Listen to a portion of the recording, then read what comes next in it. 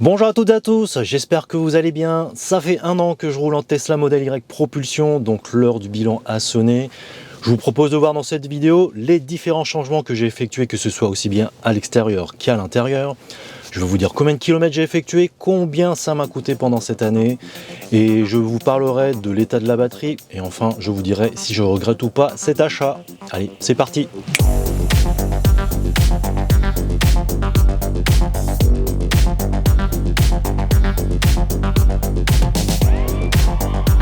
Pour ceux qui ne me connaissent pas, moi c'est Eric, et si vous souhaitez des vidéos de qualité, garantie sans bruit de pixels, et bien c'est sur ma chaîne que ça se passe, et je vous invite d'ores et déjà à vous abonner à ma chaîne. Ça fait un an donc que je vous ai présenté mon modèle Y. Pour petit rappel, c'est un modèle Y propulsion, avec la peinture blanche, avec l'option crochet d'attelage. Alors comme il y a déjà pas mal de modèles Y sur la route, eh bien je voulais me démarquer des autres possesseurs en faisant quelques modifications esthétiques, que ce soit à l'extérieur ou aussi bien à l'intérieur. Alors pour toutes ces modifications, vous trouverez plus d'informations en description de la vidéo, et je vous propose de commencer par l'extérieur. Dans les modifications faciles à faire, il y a tout d'abord les enjoliveurs, et ça change déjà pas mal du modèle Y de base.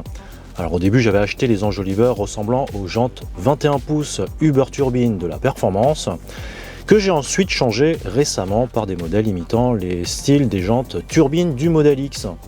Alors vous êtes plutôt Uber Turbine ou Turbine? Alors comme je vous en avais parlé dans ma vidéo sur les enjoliveurs style modèle X, l'importance d'avoir des enjoliveurs qui protègent tout le tour des jantes d'origine. Alors personnellement je préfère abîmer les enjoliveurs que les jantes. Deuxième modification facile, il s'agit de l'ajout d'un petit béquet sur le haillon pour améliorer l'aéro et gagner quelques chevaux au passage. Non, là je plaisante complètement, j'ai rien constaté à ce niveau-là, ça donne juste un look un peu plus sympa je trouve. Et ensuite j'ai installé des coques de rétro style carbone, j'aurais pu les peindre en noir vu que j'ai fait poser un covering noir sur les arches de toit, ainsi que la pose d'un film photochromique sur les phares avant. Alors j'ai fait tout ça chez MLK Auto 94, d'ailleurs n'hésitez surtout pas si vous avez envie de faire un covering, de poser un film PPF ou alors des vitres teintées. Si vous êtes en région parisienne, n'hésitez surtout pas d'aller voir Malik de ma part. Alors une autre modification un peu plus compliquée, il s'agit de l'ajout des feux arrière avec le grand bandeau LED que je vous avais présenté en vidéo. Deux autres accessoires que j'ai installés qui ne payent pas de mine et qu'on ne remarquerait peut-être pas au premier coup d'œil, qui améliorent le confort et la propreté du véhicule. Il s'agit des joints autour des portes, du frunk et du haillon, ainsi que des garde-boue. Au niveau des portes, ça permet d'avoir moins de bruit d'air et ça permet d'avoir l'intérieur des portes un peu plus propre au niveau des seuils de porte. Alors en tout cas, ça ne laisse pas insensible les quelques personnes que j'ai croisées sur la route. Et petite anecdote, j'avais un propriétaire d'un modèle Y qui m'a demandé de baisser la vitre et qui m'a demandé ce que j'avais comme modèle. Alors un autre propriétaire qui s'était, il y a pas plus tard qu'il y a 2-3 jours, au moment où je tourne cette vidéo, qui s'était garé juste devant moi, un propriétaire d'un modèle Y, et il est descendu de sa voiture pour prendre quelques photos comparatives avec la mienne. Bon, je pense qu'il va s'inspirer beaucoup de mon modèle Y. Alors et vous, qu'est-ce que vous pensez du look de mon modèle Y? N'hésitez surtout pas à vous exprimer en commentaire. Passons à l'intérieur. Bon alors il y a quand même moins de modifications à l'intérieur qu'à l'extérieur. La plus visible étant l'écran de 9 pouces derrière le volant, me permettant d'avoir toutes les informations comme un vrai combiné d'instrumentation, avec en prime la jauge d'accélération et de frein régénératif pour faire de l'éco-conduite.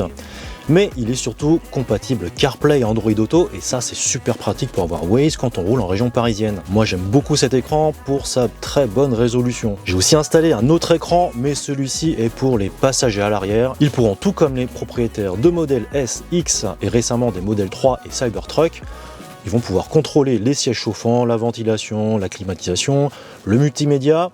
Et comme ils fonctionnent sous Android, ils pourront aussi jouer à des jeux, regarder des vidéos, etc. etc.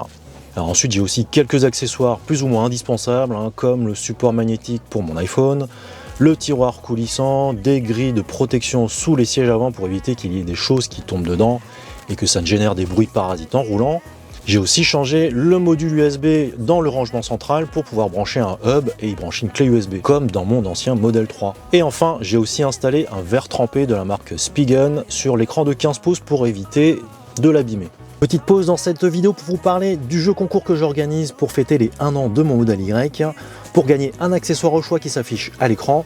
Et alors rien de plus facile pour y participer, il suffit d'être abonné à ma chaîne, de me laisser un commentaire parmi les vidéos qui s'affichent à l'écran. Je ferai un tirage au sort parmi ces vidéos là et je vous annoncerai le gagnant d'ici la fin de l'année. Alors que vous habitez en Belgique, au Canada ou dans tout autre pays, n'hésitez surtout pas à y participer, je vous enverrai cet accessoire. En ce qui concerne le kilométrage ainsi que du coût d'utilisation, comme je fais pas mal de télétravail et que je fais pas mal d'essais auto en ce moment, je dois vous avouer tout de même que je ne fais plus autant de kilomètres qu'avant le Covid. Alors, au bout d'un an, j'ai tout de même effectué 10 184 km, je regarde ça sur l'écran, avec une consommation de 153 Wh par kilomètre. Donc avec un minimum de 100 Wh par kilomètre et un maximum aux alentours des 200-220 Wh par kilomètre sur autoroute sur longue distance. Les consommations les plus basses, je les ai effectuées en ville avec tout de même un petit peu de volant et de siège chauffant en effectuant un petit peu d'éco-conduite. Ensuite, en ce qui concerne les recharges, j'ai la chance donc d'habiter en région parisienne dans le côté banlieue sud et j'ai la chance d'avoir quand même pas mal de superchargeurs, notamment un du côté de Vélizy, un du côté de Rungis et un tout près à côté à Belle-Épine. Donc sur ce poste là, comme je vous l'avais dit dans ma vidéo des 1300 km avec le porte-vélo, j'ai eu quelques personnes qui ont utilisé mon lien de parrainage pour s'acheter une Tesla. Donc ce qui m'a permis de prendre des kilomètres de supercharge gratuite. Grâce à cela, donc j'ai pas eu beaucoup de dépenses au niveau des recharges. J'ai dû faire juste un petit appoint pendant les vacances d'été sur le réseau EasyVia. Le kilowattheure était à 22 centimes, donc j'en ai eu pour 4,20 € dans ces eaux-là. Donc sur ce poste-là, comme je me charge même pas chez moi, j'ai pas eu de grosses dépenses au niveau des recharges. Toujours au niveau des coûts d'utilisation, cela concerne l'assurance. Alors comme je fais moins de kilomètres, que le modèle Y a un cheval fiscal de moins que le modèle 3 SR+, que j'avais avant, ça m'a permis aussi de baisser la cotisation annuelle. Donc je suis aux alentours des 435 €, tout ça en tout risque, avec un maximum donc de 10 000 km par an. Pour finir de vous parler des coûts d'utilisation, il faut que je prenne en compte les modifications que j'ai faites à l'extérieur et à l'intérieur. Alors grâce à la chaîne YouTube, les accessoires ne m'ont rien coûté car ce sont les marques qui me les envoient pour en faire la présentation. Par contre, j'ai tout de même dépensé de l'argent pour tout ce qui est à l'extérieur. Tout ce qui est pose du covering, du film photochromique, du becquet, des coques de rétro, etc. etc. Et donc pour tout ça, j'ai dépensé aux alentours de 400 €. Pour vous parler de la batterie, alors malheureusement je ne dispose pas de Scan My Tesla. Alors, ce que je peux vous dire, c'est que quand j'avais pris réception du véhicule, sur l'ordinateur de bord, il m'avait indiqué 414 km pour 100% de batterie. Et alors là, 10 000 km après, un an après, je suis aux alentours de 408, 410 km, ça dépend des fois. Donc on est aux alentours des 1,5% de dégradation. Alors il faudra que je me fasse confirmer ça par, je sais pas, par les Sexy Buttons par exemple. Donc ça mériterait donc complètement une vidéo à ce sujet-là. Alors après un an à son volant et ainsi équipé, est-ce que je regrette mon achat? Alors comme j'avais un modèle 3 SR+, je dois vous avouer que je regrette un peu son accélération, sachant que ce modèle Y a fait le 0 à 100 en 6 secondes 9, quand le modèle 3 SR+, que j'avais avant, fait le 0 à 100 en 5 secondes 6. Donc on ressent moins le coup de pied au cul à bord de ce modèle Y. D'un côté, on a quand même plus d'habitabilité à bord, on a un volume de chargement qui est un peu plus volumineux dans le modèle Y. Et alors par contre, c'est au niveau des conforts de suspension, je trouve que le modèle Y est quand même un peu trop ferme, surtout quand on évolue en ville. Alors par contre, quand on est sur autoroute ou voie rapide, là il n'y a aucun problème, ça tient vraiment très bien la route. Bon, il faut aussi dire que pendant cette année, il y a eu pas mal de mises à jour, on va compter à peu près une mise à jour par mois. Mais alors on a dû quand même attendre 3-4 bons mois avant d'avoir Tesla Vision qui vient combler l'absence des radars de stationnement.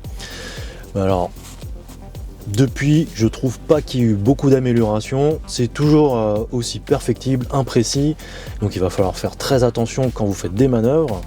D'ailleurs moi ça m'a coûté un petit pare-choc arrière tout de même. Alors par contre il y a eu l'amélioration de la qualité d'image au niveau des caméras.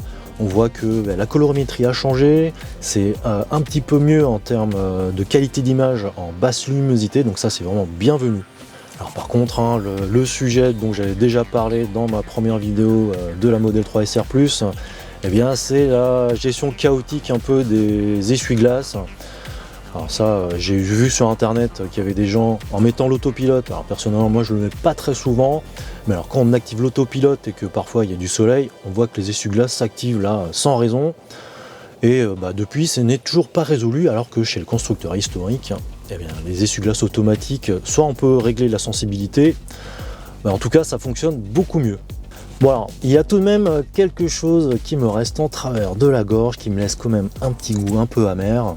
Alors vous n'êtes pas sans savoir que le modèle Y à sa sortie coûtait 49 990 €, auquel on pouvait déduire 2000 € de bonus écologique. Donc le prix catalogue était à 47 990 €. Alors moi, comme j'ai pris le crochet d'attelage, ça m'a tout de même coûté 49 340 €.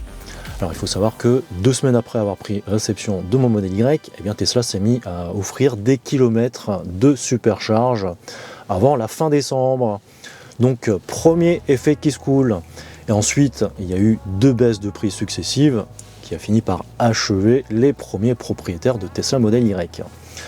Enfin bref, donc le modèle Y actuellement est disponible à partir de 40 990 € avec les 5 000 € de bonus déduit.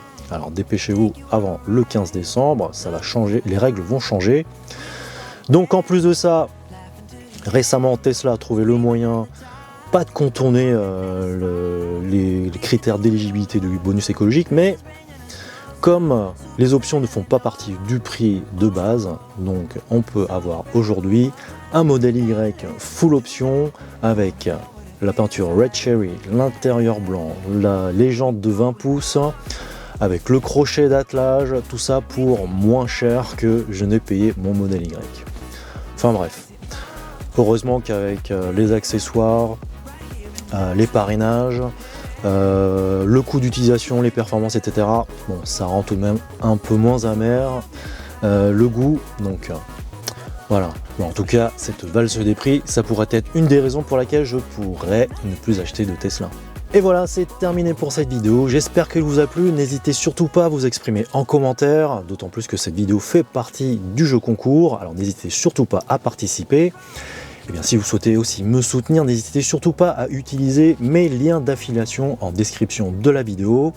Ça me permettra de financer mes prochaines vidéos. Et un autre moyen de me soutenir, c'est bien de me lâcher un like, de vous abonner à ma chaîne, de cliquer sur la cloche pour ne pas rater mes prochaines vidéos. Et bien sur ce, si je ne se vois pas d'ici la fin d'année, je vous souhaite de passer d'excellentes fêtes de fin d'année.